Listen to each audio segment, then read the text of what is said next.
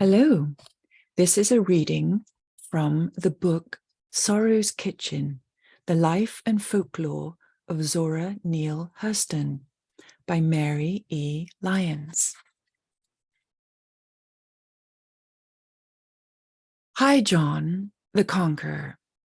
High John the Conqueror came to be a man, and a mighty man at that. But he was not a natural man in the beginning. First off, he was a whisper, a will to hope, a wish to find something worthy of laughter and song. Then the whisper put on flesh.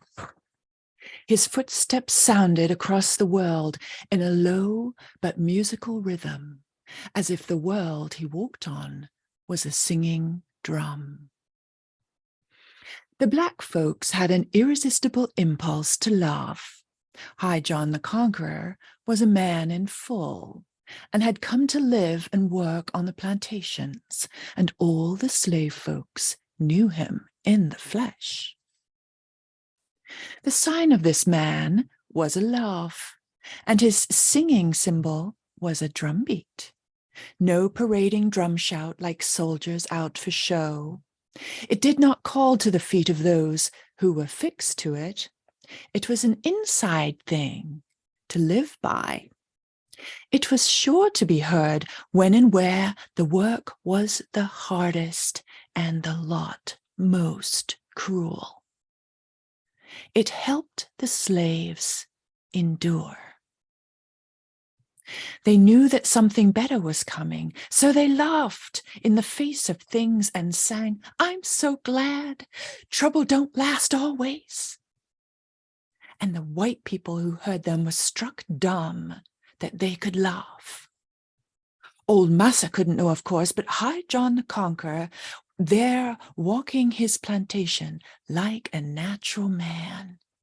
He was treading the sweat-flavored clods of the plantation, crushing out his drum tunes and giving out secret laughter. He walked on the winds and moved fast.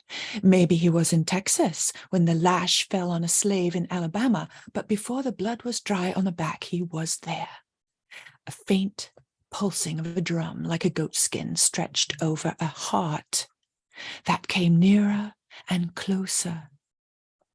Then somebody in the saddened quarters would feel the laughing and say, "Now, High John the Conqueror, old Massa didn't get the best of him. That old John was a case."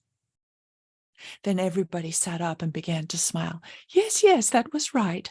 Old John, High John, could beat the unbeatable. He was top superior to the whole mess of sorrow. He could beat it all, and that what made it so cool. Finish it off with a laugh. So they pulled the covers up over their souls and kept them all from hurt, harm, and danger, and made them laugh and a song. Nighttime was a joke because daybreak was on the way. Distance and the impossible had no power over High John the Conqueror. He had come from Africa. He came walking on the waves of sound. Then he took on flesh after he got here.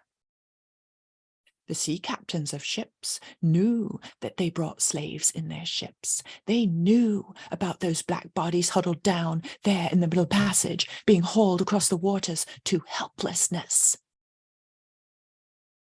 John the Conqueror was walking the very winds that filled the sails of those ships. He followed over them like the albatross. There is no established picture of what sort of looking man this John the Conqueror was. To some, he was a big physical-looking man like John Henry. To others, he was a little hammered-down, low-built man like the Devil's doll baby. Some said that they never heard what he looked like. Nobody told them. But he lived on the plantation where their old folks were slaves. He is not so well known to the present generation of colored people in the same way that he was in slavery time. Like King Arthur of England, he has served his people and gone back into mystery again. And like King Arthur, he is not dead. He waits to return when his people shall call again. Symbolic of English power, Arthur came out of the water and with his sword Excalibur went back into the water again. High John the Conqueror went back to Africa, but he left his power here and placed his American dwelling in the root of a certain plant. Only possess that root, and he can be summoned at any time.